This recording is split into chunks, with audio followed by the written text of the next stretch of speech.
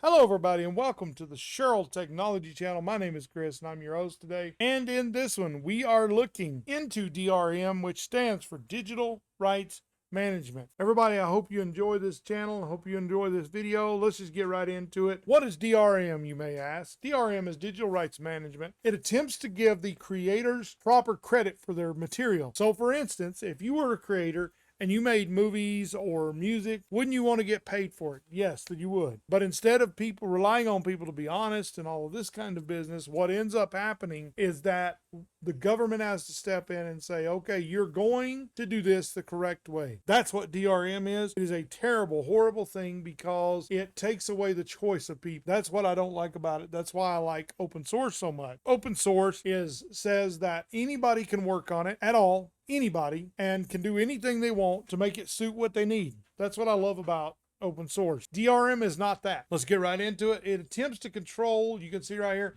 what you can and can't do with the media and hardware you've purchased. Let's say that you buy a movie on, say, let's go right here. Let's go to Voodoo, not Vusu, what? Voodoo. There we go. If you go here, you have movies here that you can buy, correct? So when you buy a movie on here, it's DRM. You're not buying the content, you're buying the license to view the content, right? So you're viewing the license. You're paying for the license. You are not paying. It's an expense. $20 is an expensive license to watch a movie. That is ridiculously expensive. And so I would not recommend that movie. Right there just sucked. I hated that movie. But anyway, that's neither here nor there. So basically, now that you understand, digital rights management is a way for the government to step in and make you do it the right way. They're going to make people do it. And if you don't, there's going to be legal consequences for that. If you remember back in the day, those of you who are old enough, you had LimeWire, Napster. Many of you that are my age will know exactly what that means. You'll know what that means. And it means that those were downloading platforms where you could go and download music. That's how we got like My Mix and all this kind of stuff. Back in the day, you'd go download movies or download music off of LimeWire and Napster, and that's how you would build your content, your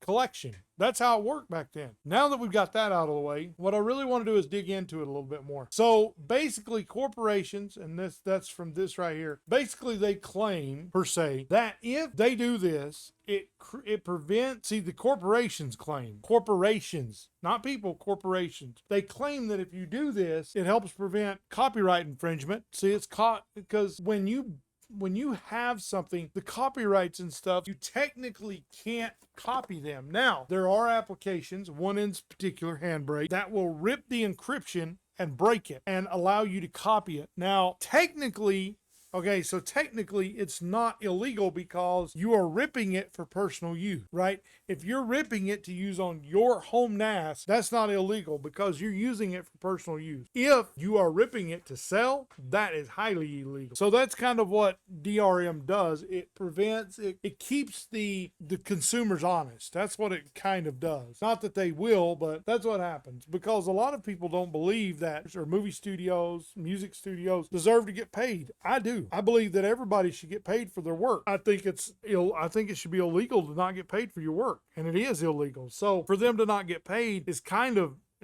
wrong for us to take advantage of them like that. And just because they're big corporations doesn't make it right for us to step in and say, oh, we're going to take this anyway. It's still not right. So that's what DRM does. It supposedly helps keep consumers safe and from viruses and a bunch of other stuff that they say. But there's no evidence really that is the case. Unauthorized uses of media and technology could be, if you're ripping it for home use, that I don't see any problem with that. You paid for the license to use it. Whether it's on your device, whether it's at home, it doesn't matter. It's you the one that purchased the license. That's what I think it should be. Now, unauthorized could be you rip it and then you sell it to somebody else. Now that is highly illegal. That breaks the copyright. You're infringing on copyright law. So that would be bad. Now, I see what they're saying here. Fans shouldn't be treated like criminals, but at the same time, if you're stealing from them, you're a criminal technically. So you're using their content that they created. I mean,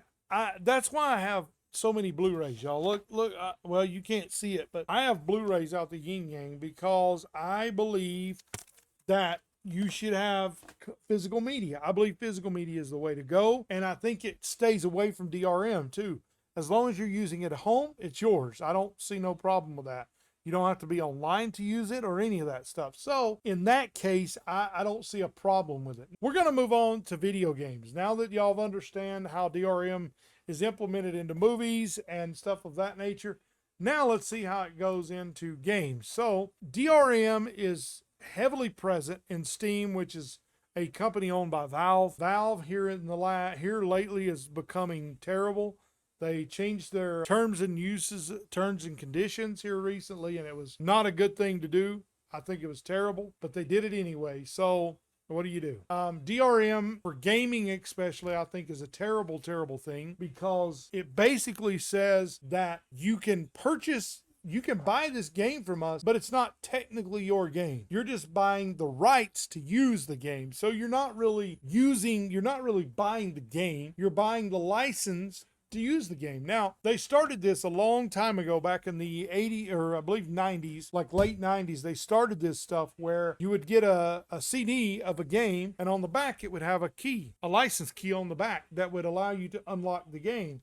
The problem with that is if they don't keep the servers running, right? And I'm telling you, I get it. Servers are ridiculously expensive to keep running. They are insanely expensive. Let me tell you, I know, because I had one at my house, and it was causing my power bill to be $40 higher than it is now. So I know how expensive they are. So basically what DRM is doing is they can't afford to keep doing that. They can't afford to keep a server that they started running for that long. The problem with that is all of the media that you bought, all the CDs with the license keys, they no longer work. So basically what happens is anything that you've bought back then is useless now. You may think to yourself, what is the answer for all of this? Like, are there options that you can use that will benefit you? Now, the first one is buying the physical media. That is really the most simplistic way, for movies anyway, that is the most simplistic way to get around DRM. You're not really getting around. The license still applies. You're able to view it anytime you want on your terms. You're not restricted to somebody else's things. If you've got the Blu-ray player and you've got the Blu-ray, you can watch it whenever you want. That's why I like it. But the other side of that is you only have one movie. So you have to buy every single movie that you want to watch. But I've got a big list, and I've got some really good ones, man. Like, I've got some really, really good ones. And so I think, me personally, I've started to go toward 4K, but 4Ks I've heard are a little bit more unreliable than a Blu-ray, which makes sense because they're brand new. Well, not brand new, but they're newer. So in terms of video, that's what you can do. You just buy the physical media, buy a Blu-ray player, you're done. Now, in gaming, it's a little more difficult. There's a couple things you can do. You can buy the physical media. The problem with that is that when you buy the physical media, sometimes it will not work without you being connected to the internet. So that's technically, they're circumventing any workaround that you can do, technically. In terms of that, I think gaming's a lot harder in terms of getting around the DRM or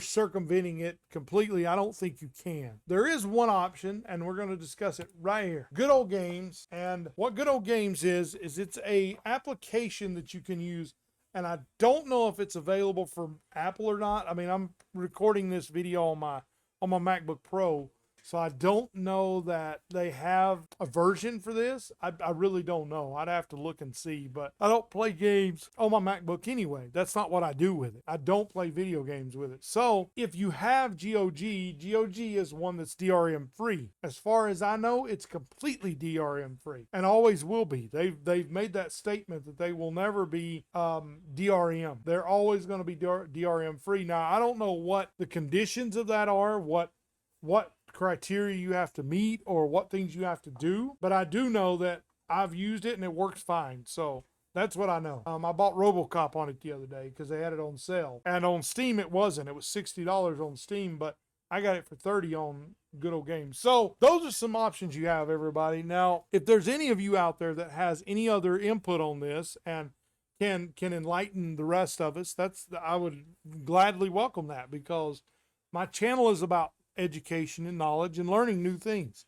And I believe that's what this is for. So I believe it's very good when you have multiple people chiming in, because then you get a few different points of view, and I like that. Anyway, everybody, that's all I got for you today. If you would hit that like button and that comment and that subscribe, please comment, because I love the commenting, man. It's awesome. And if you don't know the Lord Jesus Christ, I pray now that you would reach out to me in the comments. I don't even say email no more. Just reach out to me in the comments, and I will be glad to talk with you, debate, pray for you, or listen, whatever you need to do, I'll be there for you. I'll try to be anyway. So anyway, everybody, that's all I got for today. Thank you for watching. Like, comment, subscribe, and until my next video, everybody, peace.